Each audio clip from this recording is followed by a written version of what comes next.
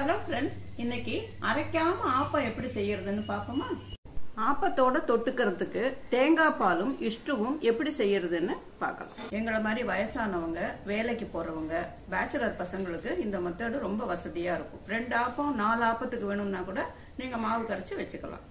இதுக்கு தேவை வெறும் பச்சரிசி மாவு தான். எப்படி செய்யறதுன்னு பார்க்கலாம் வாங்க. இதுல 2.5 கப் அரிசி மாவு எடுத்திருக்கேன். எந்த கப்பால அரிசி மாவு எடுக்கிறீங்களோ அதே கப்பால தண்ணி எடுத்துக்கோங்க. 2 கப்பு தண்ணி இதில் எடுத்திருக்கேன். தேவையான அளவு உப்பு. 2 டேபிள் ஸ்பூன் மாவு எடுத்து இந்த தண்ணியில் கலந்துக்கோங்க. உப்பையும் இதில் போட்டுக்கோங்க. இதை நல்லா கட்டி இல்லாமல் கரைச்சிக்கோங்க. இப்போ இதை கஞ்சி மாதிரி நம்ம அடுப்பில் வச்சு காய்ச்சுவோம். மிதமான தீயில வச்சு இதை கிளறி விட்டுக்கிட்டே இருங்க. கைவிடாமல் கொஞ்சம் கிளறிக்கிட்டே இருங்க, இல்லாட்டி கட்டி தட்டி போயிடும். ஒரு 2 நிமிஷத்துல இந்த மாதிரி சுத்தியும் நுரையோட வெந்து பளபளன்னு வரும். அந்த நேரம் ஆஃப் பண்ணிடுங்க. இப்போதான் நல்லா பொங்கி வருது, அடுப்பு ஆஃப் பண்ணிடுங்க. இப்போ இதை நல்லா ஆற வச்சுடுங்க. இந்த கஞ்சி நல்லா ஆறி இருக்கு. இப்போ நல்லா கட்டி இல்லாம கலந்துக்குங்க. இப்போ இந்த மாவோட இதை கலந்துக்குங்க. இதை இப்ப நல்லா கை வச்சு தண்ணி ஊத்தி மாவா கலந்துக்கலாம். கையால மாவை கலந்தாதான் மாவு நல்லா புளிச்சு உங்களுக்கு கிடைக்கும். கொஞ்சம் கொஞ்சமா தண்ணி ஊத்தி நல்லா கையால கலந்து விடுங்க. இதுல இப்ப நான் 2 கப்பு தண்ணி சேர்த்து இட்லி மாவு பதத்துல கரைச்சி வச்சிருக்கேன். நான் சொல்லிட்டேன்னு 2 கப்பு தண்ணியையும் ஒன்னா கலந்துடாதீங்க. உங்களோட மாவு அரிசிக்கு தகுந்தபடி தான் தண்ணி வாங்கும். பார்த்து கொஞ்சம் கொஞ்சமா ஊத்தி கலந்துக்கோங்க. இதை ஒரு மூடி போட்டு மூடி 6லேருந்து 8 மணி நேரம் புளிக்க வச்சிடலாம். இப்போ நம்மளோட மாவு பொங்கி ரெடியாக இருக்கு. உங்களுக்கு விருப்பம்னா ஆப்பம் செய்யறதுக்கு கொஞ்ச நேரத்துக்கு முன்னாடி ஒரு 1/2 கப்பு தேங்காய் பால் சேர்த்து இதோட ஆப்பம் ஊற்றலாம். அப்படி இல்லைன்னா ஒரு டேபிள் ஸ்பூன் அளவுக்கு தேங்காய் எண்ணெய் சேர்த்தாலும் ஆப்பம் வந்து நல்ல வாசனையாக இருக்கும். இப்போ ஒரு டேபிள் ஸ்பூன் அளவுக்கு நான் இதில் தேங்காய் எண்ணெய் கலக்கிறேன். ஆப்ப மாவோட கன்சிஸ்டன்சி இந்த மாதிரி இருக்கணும். ஆப்பத்துக்கு தேங்காயும் சேர்த்து அரைச்சி புளிக்க வச்சா ஆப்பம் நல்லா டேஸ்டா வரும். தோசைக்கல்ல நல்லா காய வச்சுட்டு ஓரத்துலேருந்து ஊத்திட்டு வரணும் ஆப்பம். இப்ப ஓரத்துலேருந்து ஊத்த ஆரம்பிக்கலாம்.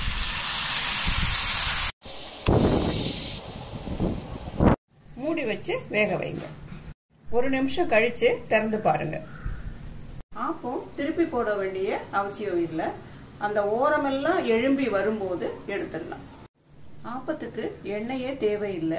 ஓரத்துலேருந்து ஊற்ற ஆரம்பிச்சு நடுமையத்தில் மட்டும் கொஞ்சம் கனமாக ஊற்றிடுங்க. இப்போ பாருங்க, எல்லா பக்கமும் மேலே எழும்பி வந்திருக்குது. இந்த மாதிரி ஸ்டேஜில் இந்த ஆப்பத்தை எடுத்துடலாம். இங்கே பாருங்க.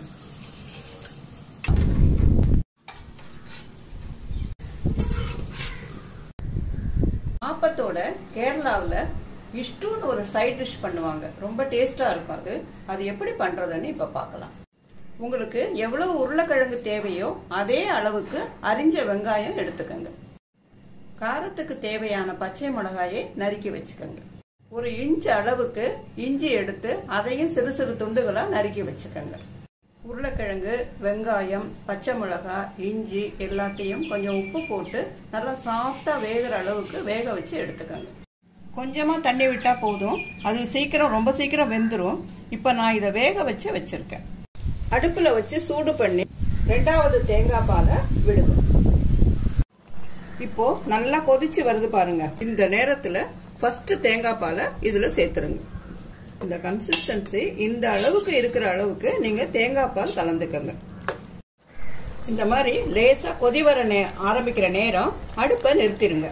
தேங்காய் பால் ஊற்றினதுக்கு அப்புறம் ரொம்ப நேரம் கொதிச்சா அது திரிஞ்சு போயிடும். ஒரு ஆர்க்கு கருவேப்பிள்ளைய 2ஆ கிள்ளி இதில் போட்டுடுங்க.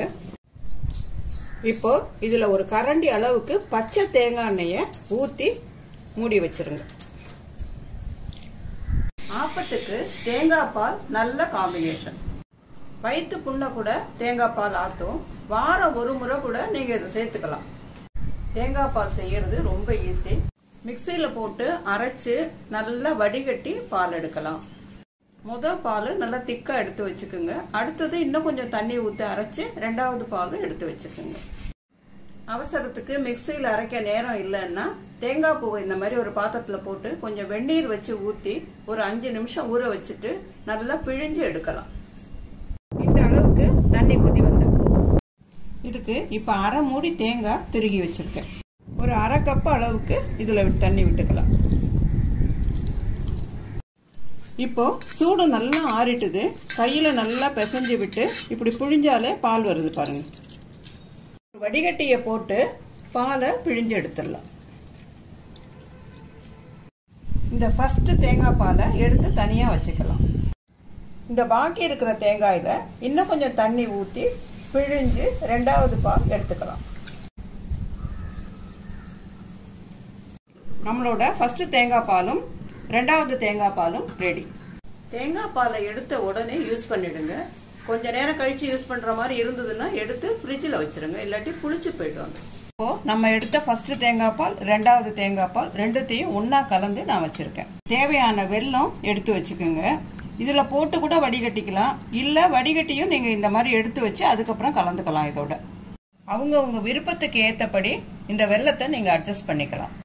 வெல்லத்தில் கல் இருக்கும், அதனால அவசியம் வடிகட்டி எடுத்துக்கிறது நல்லது. தேங்காய் பாலோட இந்த வெல்லத்தை சேர்த்துப்போம். சிட்டிகை ஏலக்காய் பொடி சேர்த்துக்கோங்க.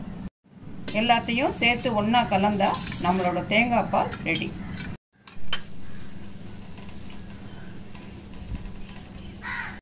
எவ்வளவு தேவையோ அந்த அளவுக்கு மாவு தயார் பண்ணி இதை சுட்டு எடுத்துக்கோங்க.